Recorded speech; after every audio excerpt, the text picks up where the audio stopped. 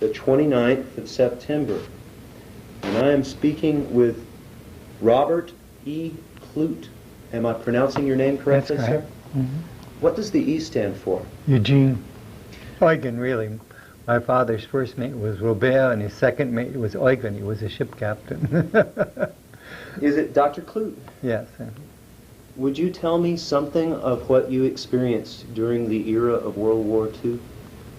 Well, I had graduated from high school when I was very young. I was drafted when I was 18, but by then I'd already had 2 years of college.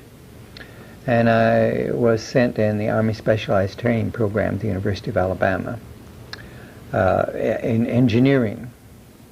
That program folded up, and just before I was to be commissioned, I was sent out as an infantry replacement, and landed on the Omaha beachhead, not on the initial wave, but fighting was up on the hill behind it. I was in several different outfits.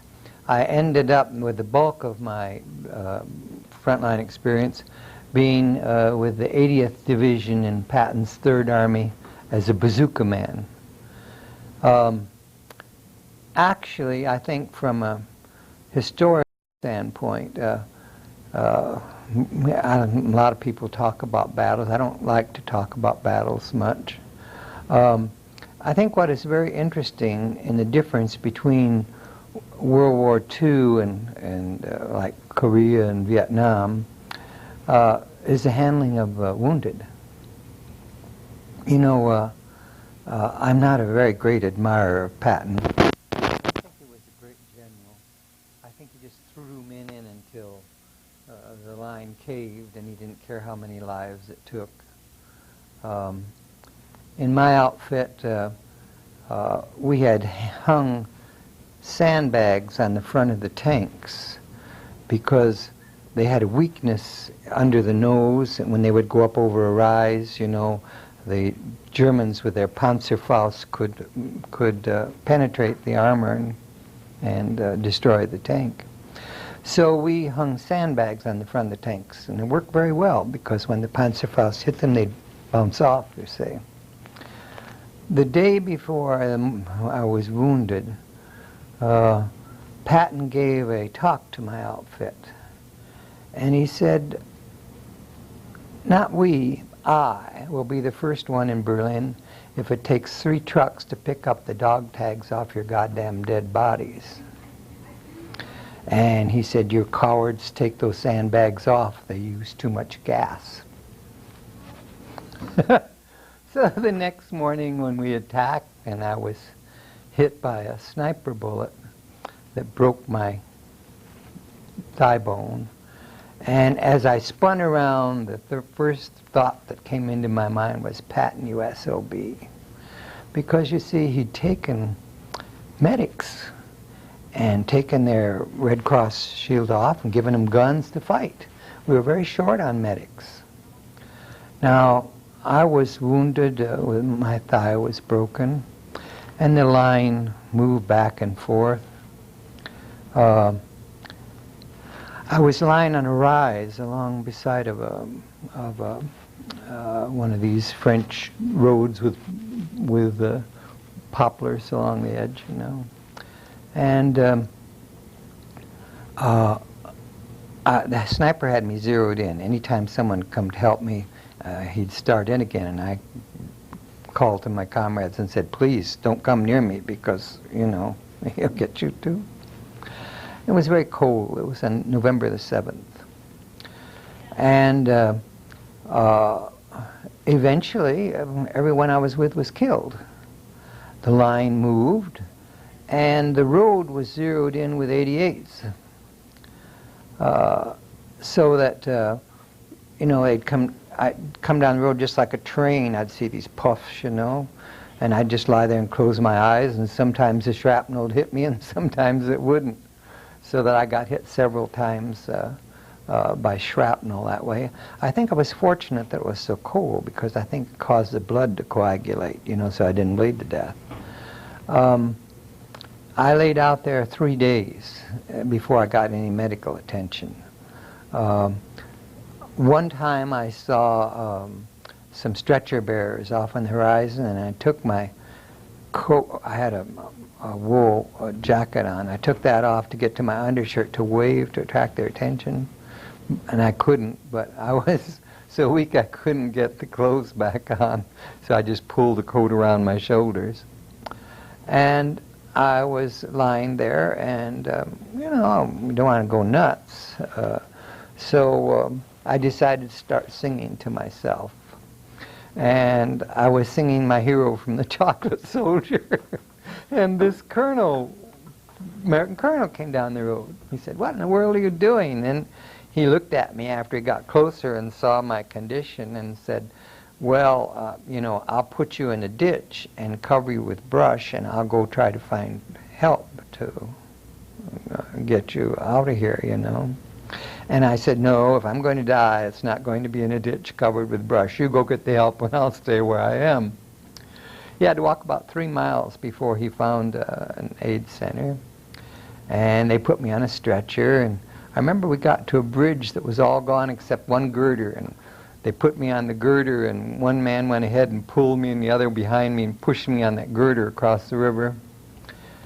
Got me to a tent where I got some first aid, and then took me to I'm not just sure where it was. It was a big cathedral, and it was sleeting, and the cathedral was full of wounded, so the ambulance drivers couldn't put me off.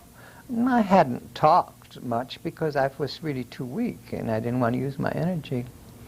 I think they thought I was in a coma, but I wasn't. Unfortunately, in the whole damn ordeal, I never could pass out, you know.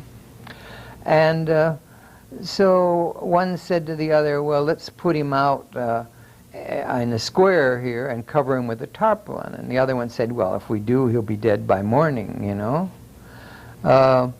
So finally I said to him, "Well, make up your mind, do something." And they were so ashamed that I had heard them that they took me home with them that night. And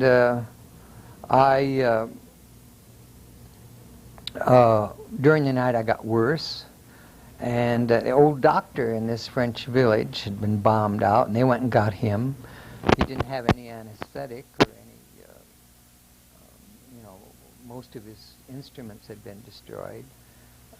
But he looked at it and he said, "Well, if I don't take this piece of shrapnel out of your knee joint, you know, you'll lose your leg." And he said, "But I don't have any anesthetic or anything." And I said, "You know, just do your thing, whatever you have to do."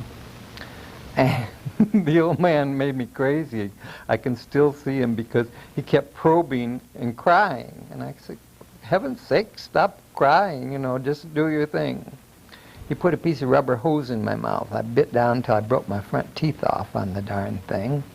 He got the shrapnel out of my knee joint, and they took me to Nancy, and I had some, you know, just emergency repair, and they put my leg in a cast, and then put me on a train for Paris.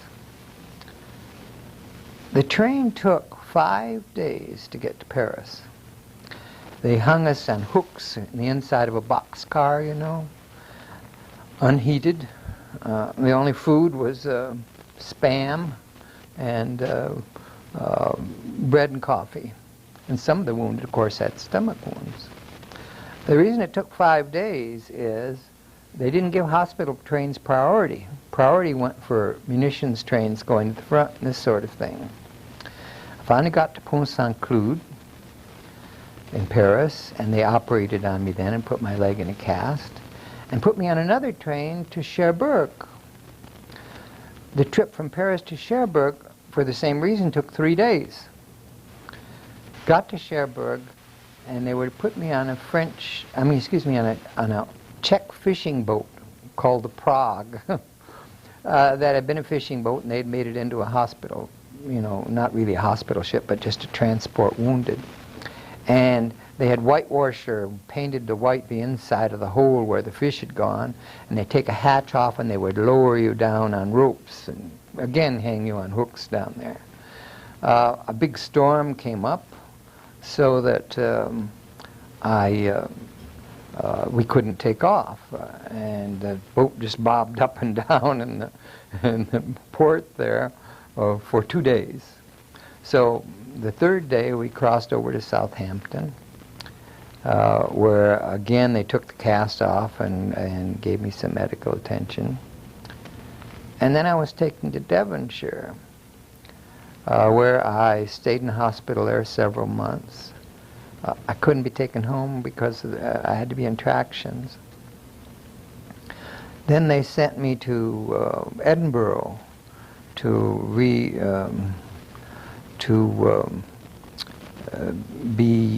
learn to walk again, you know. My left side had been partially paralyzed. And I learned to walk again. And then I was to be sent back to the front. But I still couldn't touch my heel to the ground. I met a colonel there who found that I could speak German, and he said he was going to be in the occupation. And would I be willing to work with him? And I said, sure.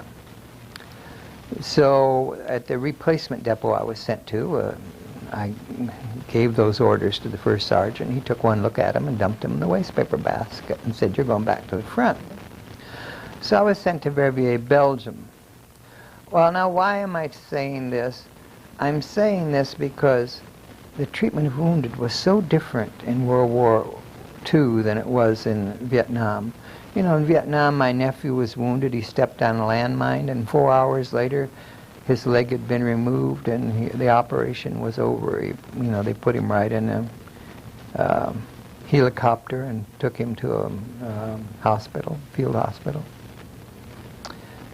You know, it may sound terrible to say, but in a way, you see, many people didn't survive in World War II who did survive in Korea. I think that's why we had such a large number of amputees from Korea. Korea as well as Vietnam? And Vietnam. Multiple amputees, you know, who wouldn't have lived probably in World War II at all. I experienced that with my nephew. He died after he came back, but I don't think he would have ever lived in World War II. It's questionable, you know. The aftermath of the war is different for the wounded. When was your nephew's death?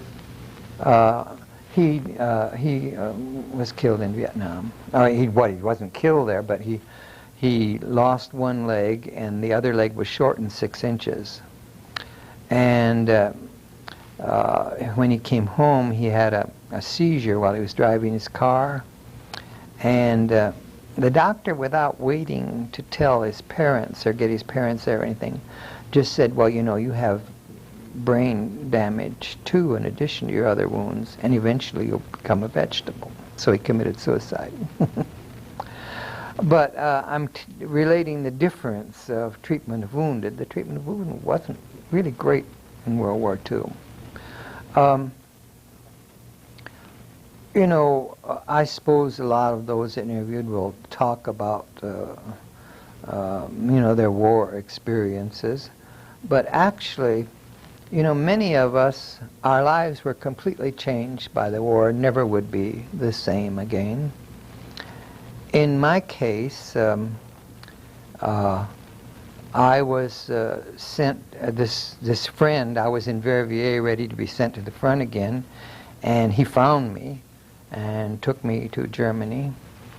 And he was in the 5th Engineer Brigade, and I had been trained as an engineer in ASTP, you know, in the Army Specialized Training Program.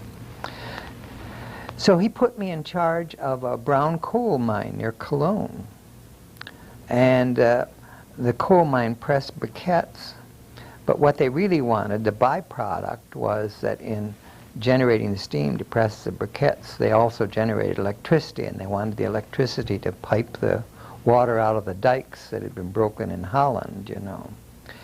And I had had 2 years of college German, but my German wasn't that great.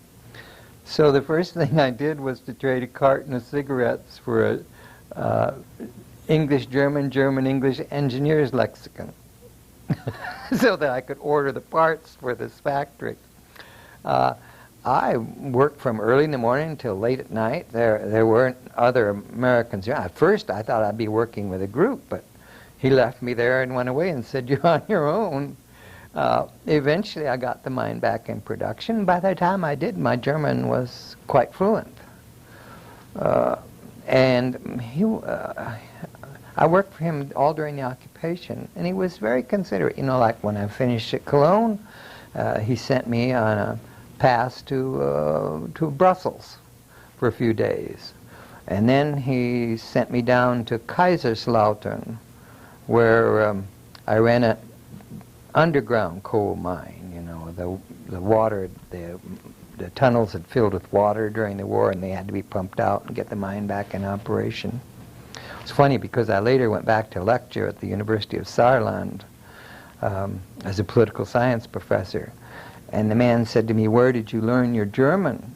And I took him to the window and I said, "You see that pit head out there?" And he said, "Yes." And I said, "I used to run that pit head." But anyway, after I finished there, I was sent to Paris on leave for a few days. Then I went down to work with the Dachau war criminals. And that was a wild experience. It was at Landsberg am Lech, which is where Attila the Hun was stopped in his advance across Europe, you know. It was an old medieval prison. And these big oak doors with a little grill work that you could look through into the cell, and a little flap door at the bottom that you could push food in, you know. Each prisoner was in isolation. And I was to work as a guard there and to help them with their appeals. When we would shave them, I mean, when they would be shaved, a man would hold each shoulder while another man shaved them to keep them from going ahead on the razor, you know. Many of them were very suicidal prone.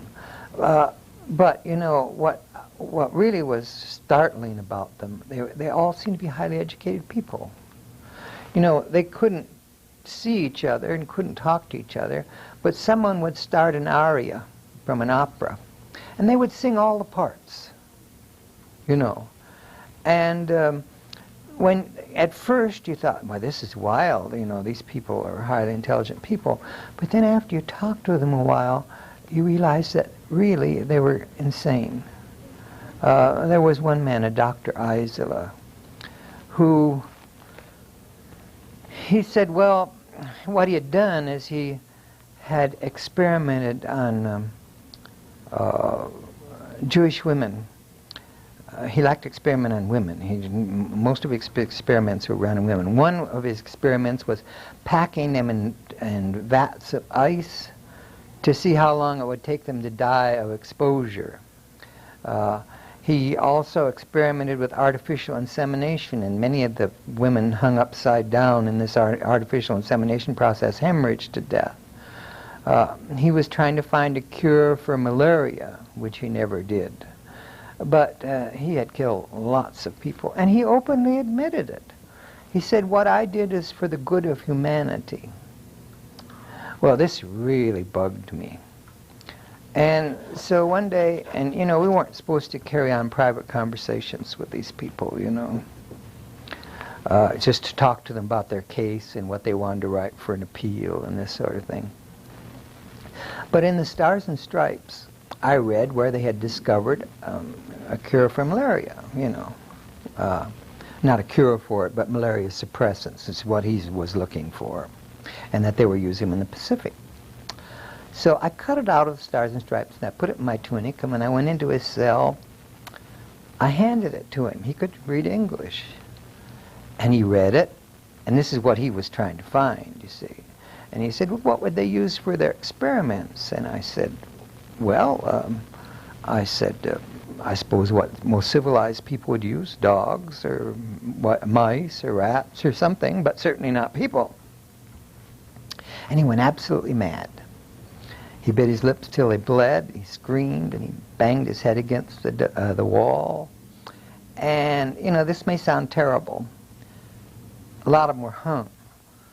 But I felt better about him after that, because at least he had shown some remorse for what he'd done. And what I did was wrong. I took the article from the paper back out of his hand, put it back in my tunic, and called for the guard. And the guard said, "What's the matter with him?" And I said, "I have no idea." And to me, he'd been punished. You know what I mean? But that was a wild experience. While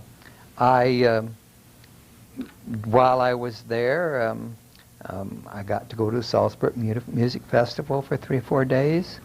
And then this colonel arranged for me to go to school for a quarter. They had a university down there. And I went to the University of Biarritz for a quarter. Fascinating experience. On the hall, I lived down in Hotel du Palais.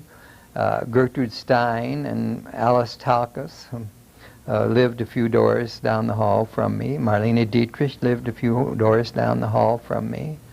It was a kind of a wild period. And I got a quarter's work there. Now, what am I saying this? Now, I was an Iowa farm boy. By the time I got back to the United States, I had been able to listen to lots of good music. I had spent time in Paris and Brussels and Munich and Berchtesgaden and Nuremberg and those places. And I would never be the same again. It was that gave me the interest to go into foreign service. By that time I spoke fluent German. As a result of my wounds, I had a disability. So under Public Law 16, I went back to the University of Alabama, where I had met my wife, and we were engaged before I had gone overseas. I got full credit for the time I had been there in the Army Specialized Training Program, and I got a double major in political science and 19th century German literature. And then went on to George Washington University. I took my master's in foreign affairs, and because of my work with the war criminals, I was interested in the displaced persons and the people from the displaced persons camps. Displaced persons from World War II or from the Cold War? No, from World War II. World War II. You know, the people who were let out of the concentration camps continued to live in them because there was nowhere else for them to go, you know. And we had passed, by the time I finished my master's degree, we had passed a Displaced Persons Act.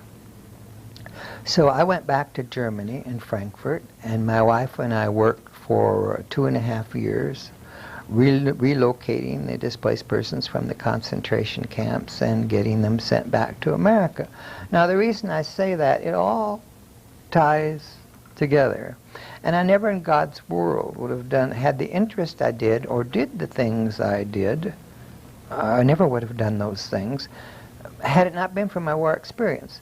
So not all the war experience was bad, you know, is why I'm relating that. The years you've just spoken of working with displaced persons, is that late 1940s or early 50s? I returned to work with displaced persons in January of 48. Thank you. Mm-hmm. In January of 48, Germany was really worse off than it had been at the end of the war because they had used up everything. They weren't back in production yet. Stores weren't really open much. I mean, most of the stores, everything was still food. People went out in the black market and to farmers to get their food. So that the Germany that I returned to in '48 was really worse off economically and so forth than the Germany I had left at the end of World War II. There is a question I'd like to lead up to about some book reviews I've been reading about that period. But let me be more specific. That's around the time Israel was created. Was there any discussion of some of those events? Well, yes, but you see, the trouble with that was that, the British didn't allow immigration to Israel. Or Palestine. And, one thing we didn't have to worry about that the Vietnam veterans did, we knew that what we were fighting for was right, and I think history has shown that. The millions of people the Germans exterminated and all this sort of thing. There hadn't been anything like this since Genghis Khan. I mean, even Genghis Khan wouldn't hold a candle to this, probably. But, we refused Jews in this country. And the Jews were hard put where to go, Even the Displaced Persons Act had many problems in it because, the Displaced Persons Act said that if you were in the western zones of Germany, I think by June after the end of the war, that you were eligible to emigrate. But you see, many of the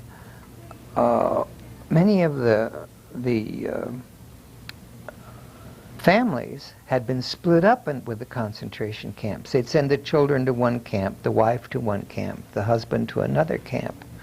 Now, when the war ended, the roads were just choked with returning soldiers and refugees and so forth.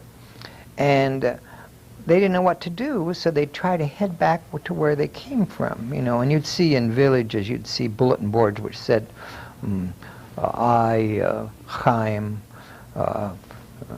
Aranovich, am going to return to Plauen, so that if some of the families saw it, they'd know where to go. We had Bad Aibling, we had one camp with 10,000 children in it who didn't know who they were. You'd see a child, and some of them couldn't speak. There was nothing wrong with them physically, but they'd been so traumatized they couldn't speak. There was one I remember that carried a piece of a shawl. We thought it had probably been her mother's shawl. We tried to take it away from her to identify, but realized we couldn't, because if we took it away, it was her security blanket, and she'd just go bonkers, Another one had carried a Christmas tree bulb. It was not broken, a glass bulb. We figured that probably they must have been decorating a Christmas tree when the Gestapo took her away or something, but she kept that. That was her tie, to where she'd come from. Some women, some families were smart enough to tattoo their children, and that was very helpful. Some of those could be located, you see. But many of them couldn't be.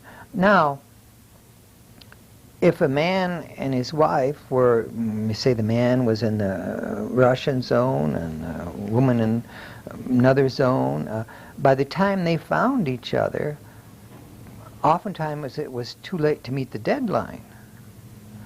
And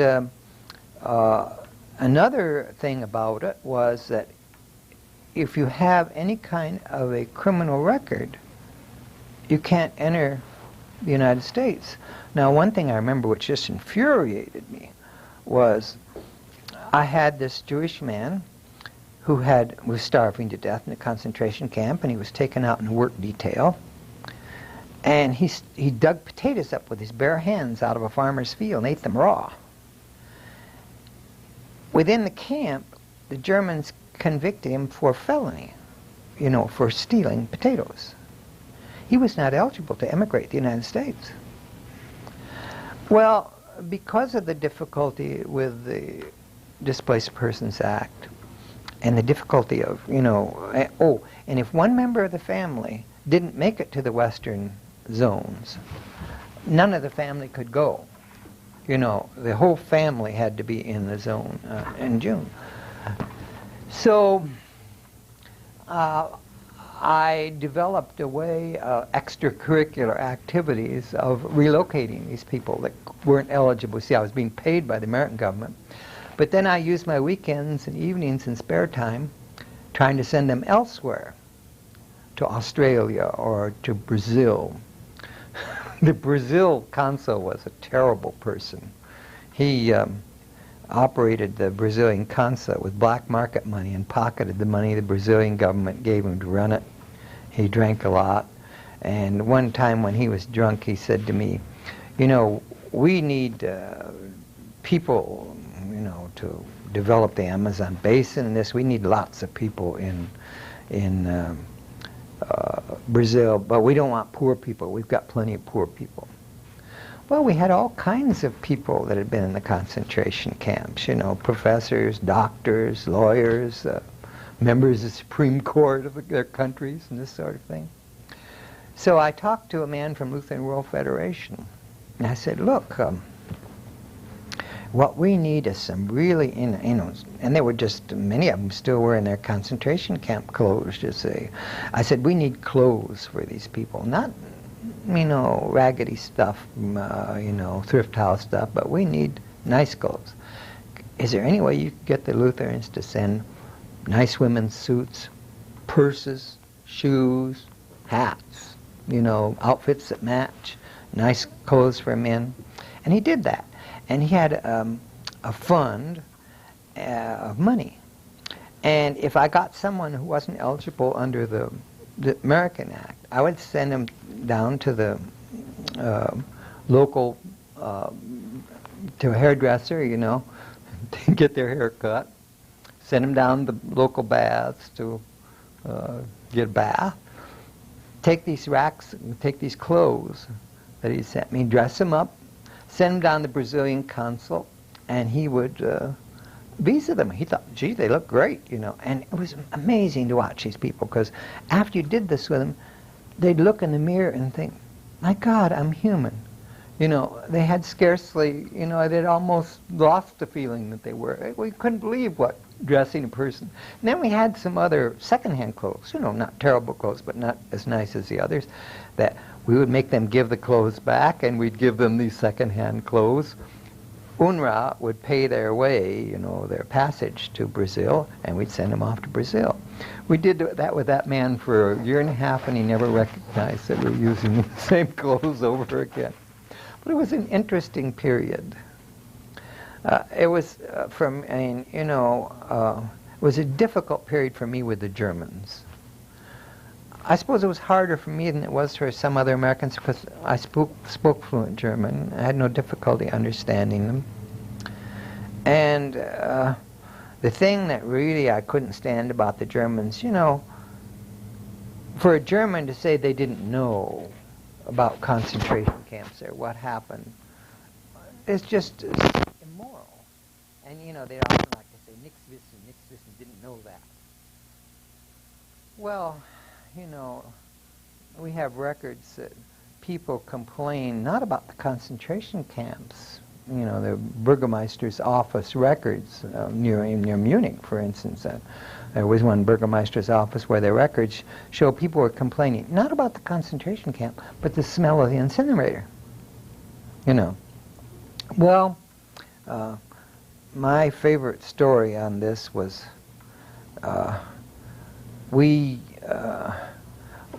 our office of displaced persons was right across from the Bound Out Opera building in Frankfurt.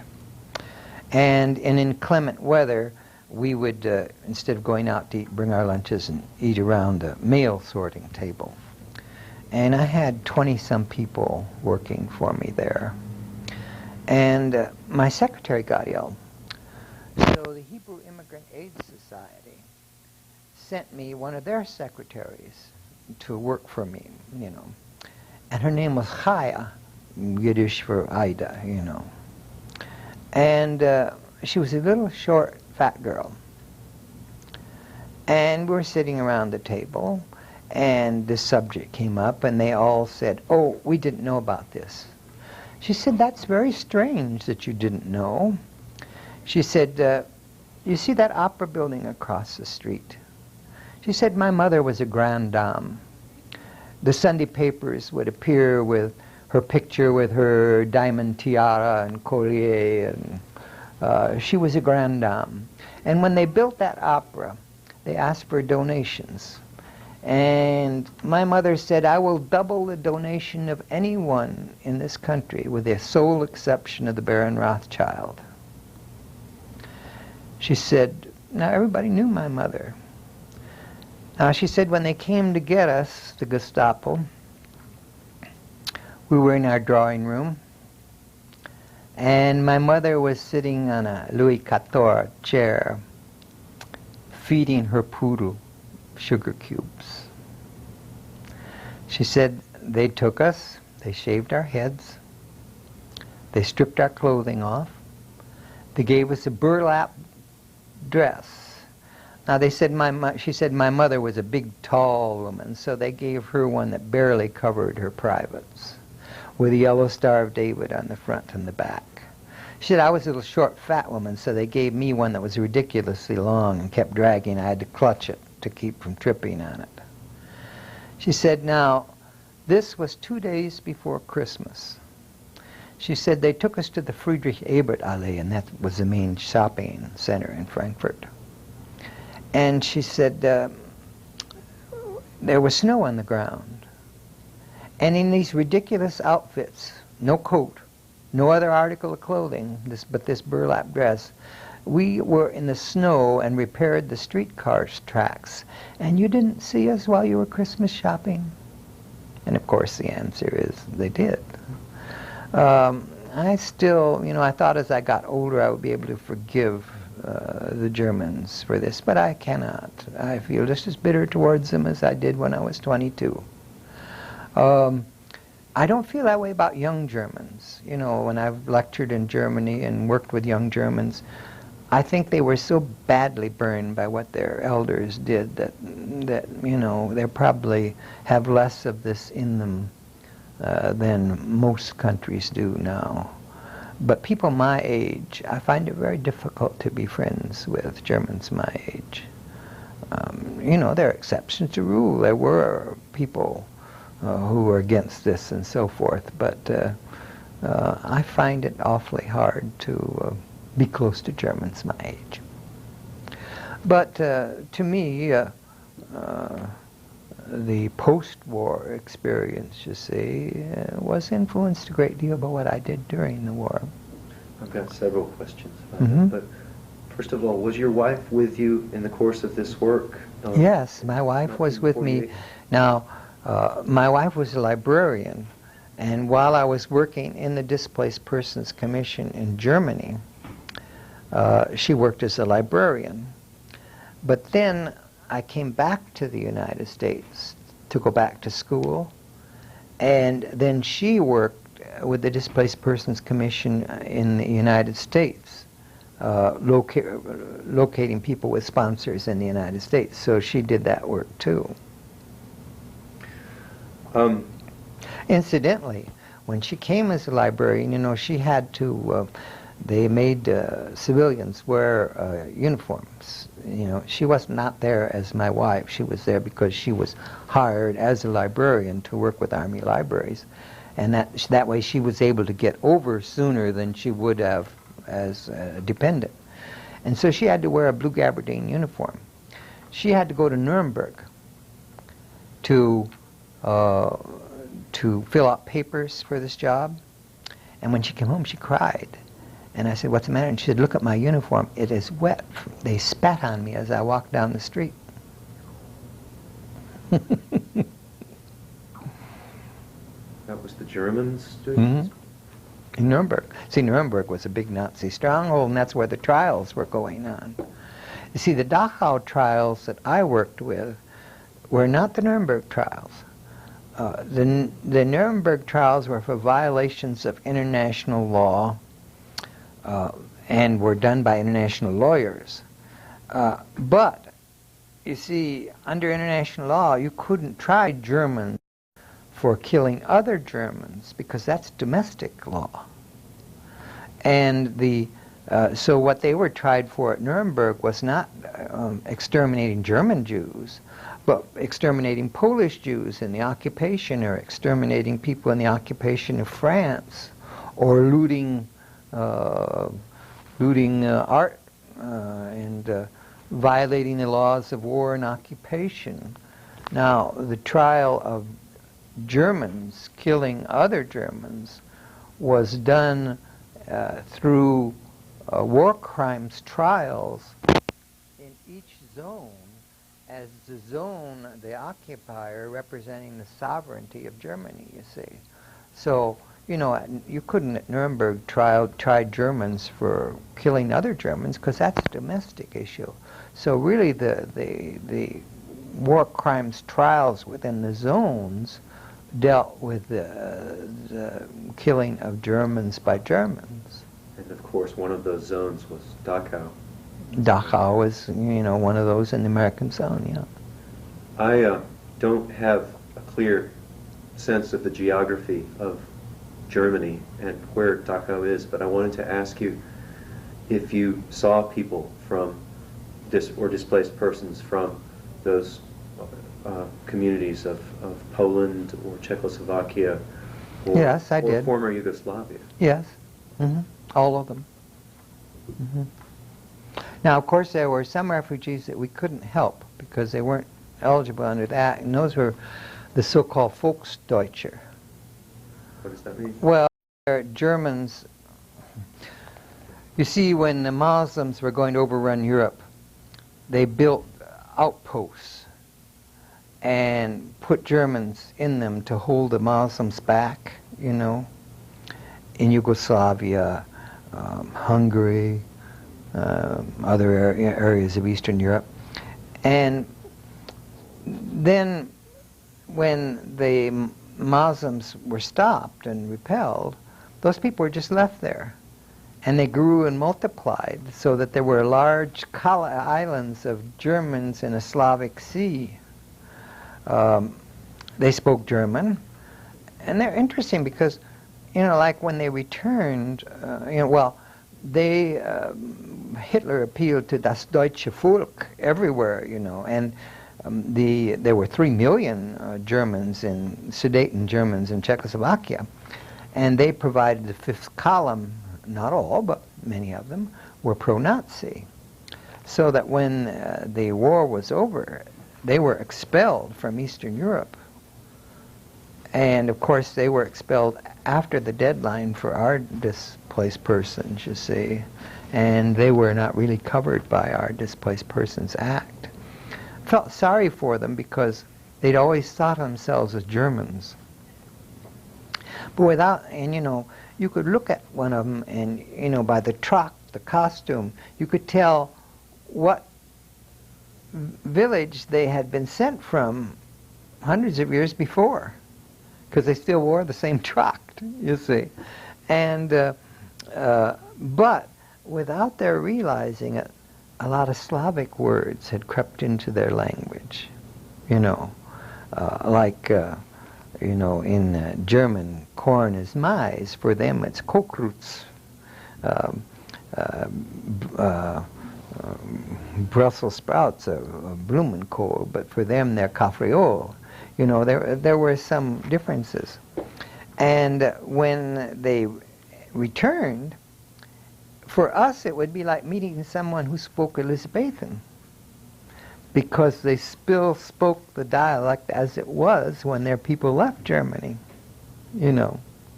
So it sounded kind of strange. And you would see ads in the paper. The Germans didn't care for them. And well, they were also taking up badly needed housing and so forth that the Germans needed with all the bombed out housing. So you'd see ads in the paper for a job, and they'd say, Volksdeutsche need not apply, you know.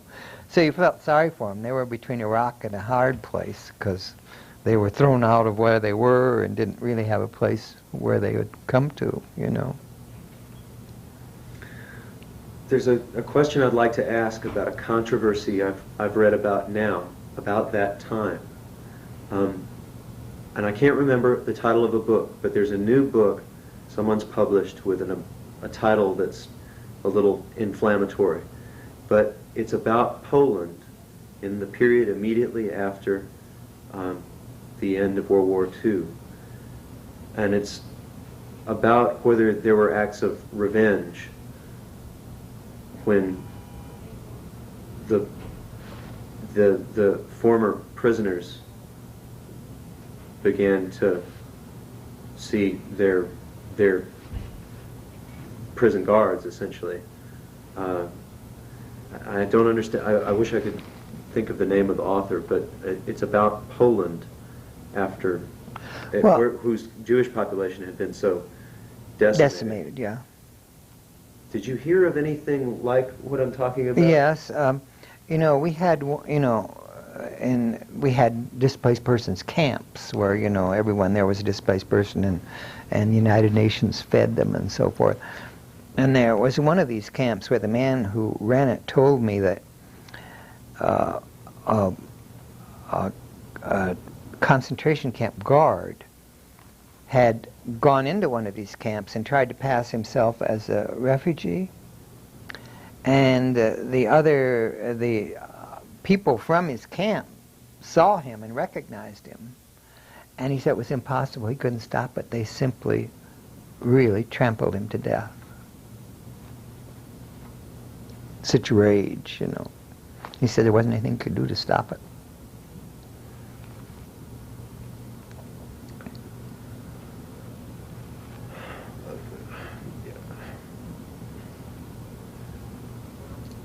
It's hard for me to think of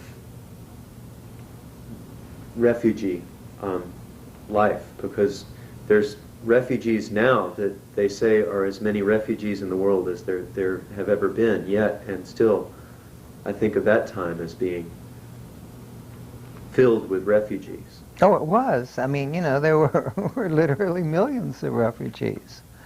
And,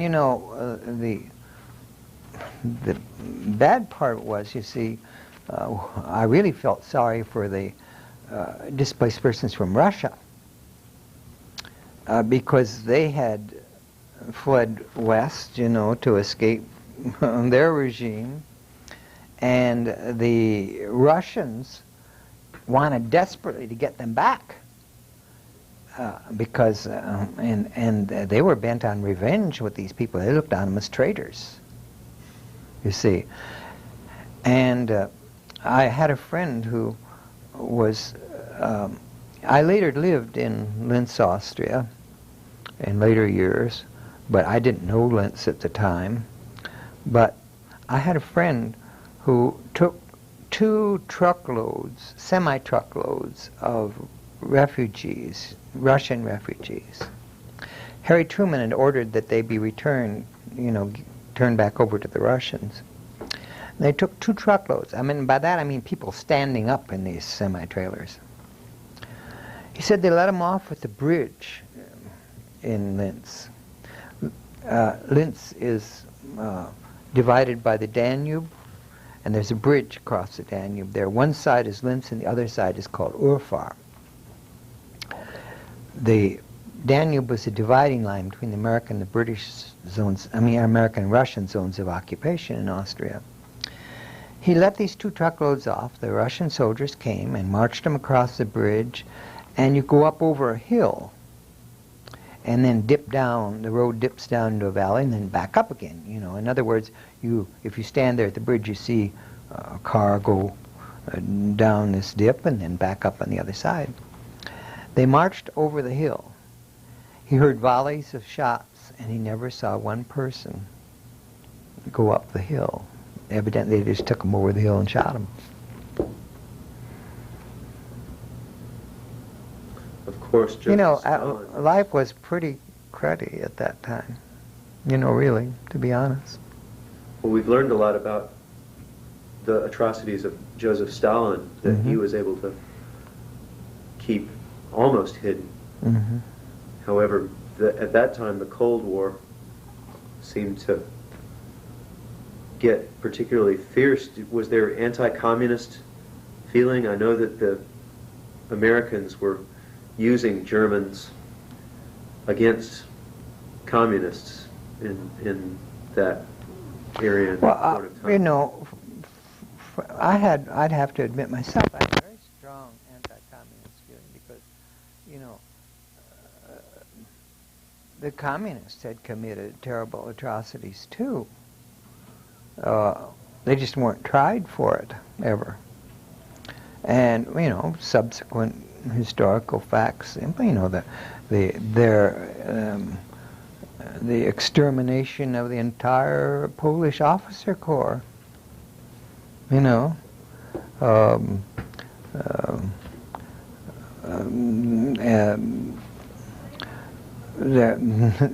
they were not clean either, you know.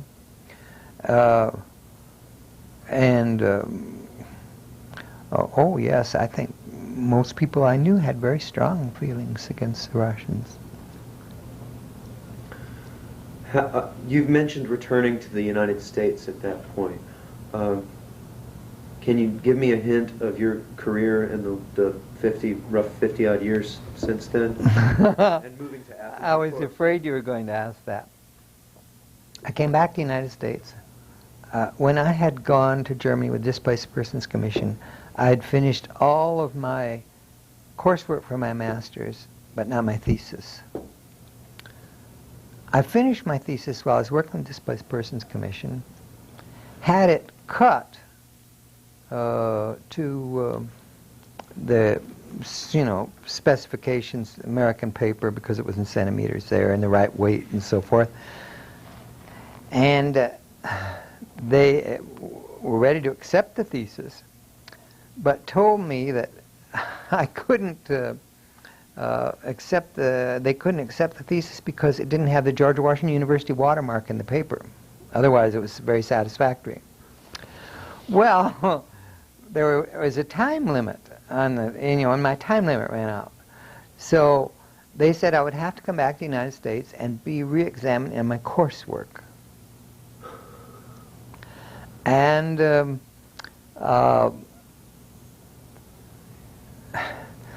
I had to take an exam on each course I'd taken. So I came back to the United States, and I had the thesis retyped on American paper. I was studying to take my exam, because, you know, I had to take it on every course, and it had been some time. My wife worked with displaced persons while I was doing this. And I was to go and take a one-day written examination. I was to leave. I was to start at 8 o'clock in the morning and write till 6 at night to revalidate my coursework. One Saturday morning, I got a phone call from the Pentagon saying that I had been recommended for a job in Austria. And I said, you know, there must be some mistake. I've just moved in this apartment. You know, you must be trying to get the man that was here before. I was, you know. And so I hung up. Called back again a few minutes later. You born on July 12th, 1924? Yes. Your mother, Lita Elizabeth Foneda? Yes. Now, I have the right person. Don't hang up on me. And he offered me a job, an intelligence job, working with the Air Force in Austria. And I said, well, what is the job? He said, oh, I can't tell you. It's top secret. And I said, you think I would be idiot enough to take a job? I didn't know what it was. And he said, oh, this is very good salary, very good chances of advancement, and so forth. So it fits you like a glove. And I said, no. So then he would call me up and he'd say, well, you know, in Europe, your wife had a cook, maid, chauffeur.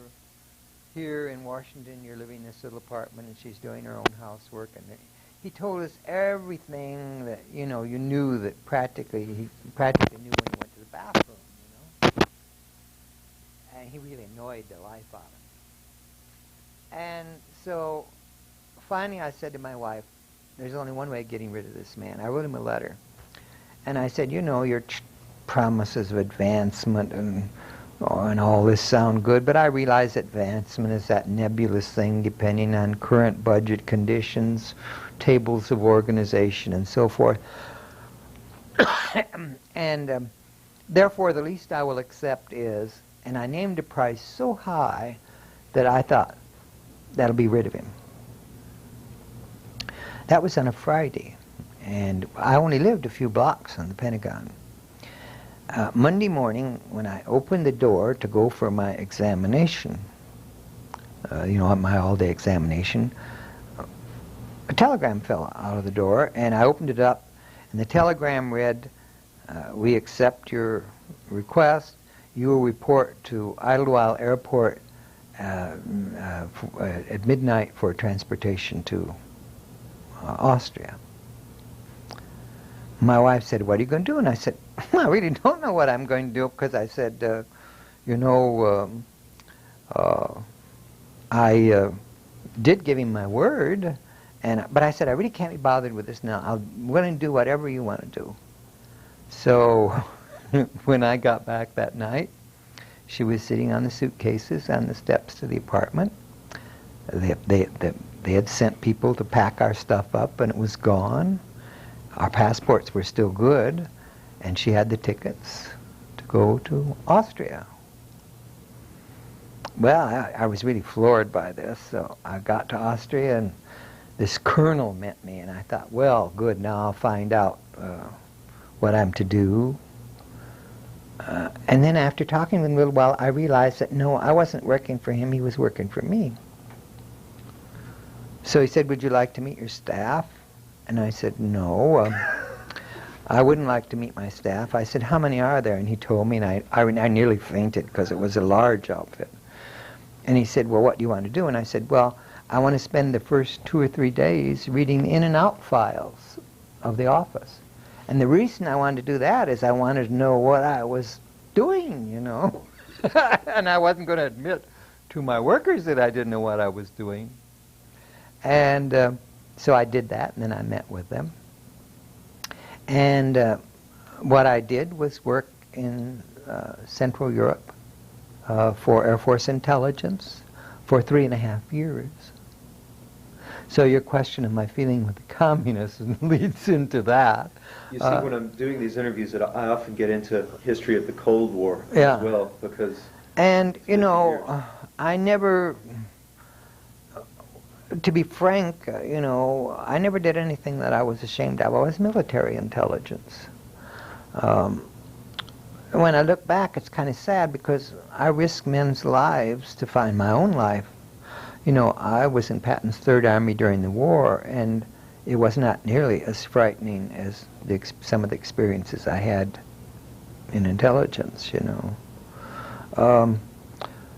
I never did anything I was ashamed of. I never had anything to do with CIA. We tried to avoid the CIA as much as we tried to avoid the Russians. And, we called them the class of 39.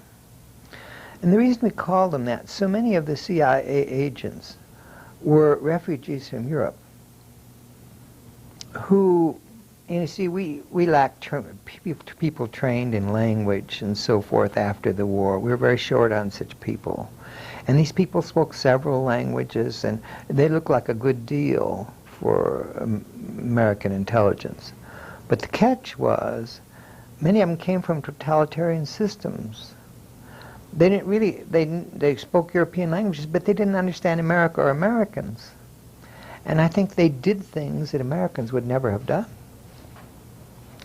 And we called them the class of 39, and we really tried to avoid them. So I did intelligence work for 3.5 years. I'd had people working for me who would just suddenly come in and quit, and I never understood that. But I had a number of close calls, and one day I just decided my luck was out, and I was going to quit, so I did. And I came back. I applied several places for scholarships, and I went back to Duke and got my doctorate. At that time, I thought I'd go back into foreign service. I had taken my you know, I'd already passed the Foreign Service exam, so I didn't have to do that. But they gave you an oral exam for entry into, I decided to go back, not State Department, but to U.S. Information Agency. And I took that exam and passed it. But that was my last year at Duke, and I was waiting to be assigned. They hadn't made the assignment yet. And one of the professors died. And you see, I'd never intended to be a professor. As a matter of fact, I had refused to sign. If I signed a paper, they would have given me $2,000 a year more scholarship if I'd said I was going to teach. And that was a lot of money in those days, you know. And I said, oh, no, I'll never teach. I wouldn't sign it. Well, this professor died, had a heart attack. And they asked me if I would teach his courses. And, you know, it wasn't difficult for me. One was Russian government, and I knew a lot about Russian government from the wrong end, of course. And, you know, the courses I really knew, but I said, you know, I'd make so much more money. And at that time, professors weren't paid so great, you know, and I'd really rather not do it. If you can't get anybody, I will do it, but I'd rather not. And I felt that I should tell them that because they had given me scholarships and been nice to me. And so for about the 1st of January, they called me and said they hadn't been able to find anybody. And so I taught the courses. When I was waiting to be assigned to USIA, my wife said to me, I'm really surprised that you're going to go through with this and go back into Foreign Service. I said, why? And she said, I've never known you'd be so happy. You really like teaching. And I said, well, you know, I thought you wouldn't like to be a professor's wife. You're used to having servants and box seats at the Vienna Opera and for the season and this sort of thing, and I didn't think you'd like to be a professor's wife. She said, Bob, I'm tired of giving cocktail parties for 100 people I'd like never to see again. I'd like to go somewhere where the biggest event of the year is a church social. And so I became a professor. Never regretted it. And starting off at Duke? I started off at Duke. I stayed on there a year after I finished my doctorate and ran the Commonwealth Study Center. And then I went to Tulane. What is the Commonwealth Study Center? It's the Commonwealth, British Commonwealth, you know, studies of the British Commonwealth. And so that would be the former nations of the British Empire? Yeah. And eventually I narrowed that down to the African Commonwealth. I became an Africanist. Because you see, you know, at first the Commonwealth wasn't that large, but with decolonization it grew so fast that it was too much. So I narrowed it down to African Commonwealth, and that was my specialty. Had you written about that before in your field before you focused on that with that work? What were your thesis and dissertation? My master's thesis was the Social Democratic Party of Germany. My doctoral thesis was the international legal status of Austria. You know, Austria had been taken over in the Anschluss, and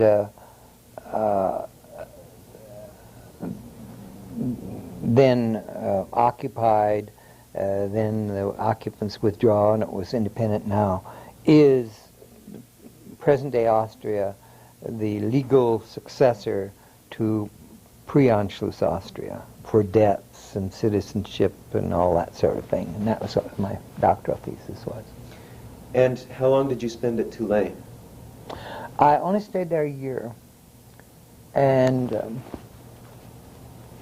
I was not very happy over the race issue at Tulane, for one thing. Bishop Rummel had ordered the schools integrated, and people rioted. And I had always thought if it could happen anywhere, it would happen in New Orleans, you know. New Orleans had such a large free black population before the Civil War. And so I left over the race issue, and I went to Nevada, to Reno, Nevada, and I taught there. And I was offered the job here. George Parthemus called me, and he offered me the job here at the university, and I said, no, I'm not going to expose my children to the segregation business. You know, I was having been so badly burned by what happened in Germany, I didn't want to have anything to do with this kind of prejudice, you know. And he said, well, we're integrating. If people like you don't come back, how will we do it? And I thought that made sense, so I came back, and I've never regretted it. So how long were you in Reno? 3 years. And did you continue to focus upon British Africa? The two things that I have always focused on is international law and African development. And even with international law, I've focused more on Africa than elsewhere. So you have continued to teach and research in those areas. Mm-hmm. And now, of course, you know, when I first started here, you know, African courses on African politics are practically unheard of then, you see.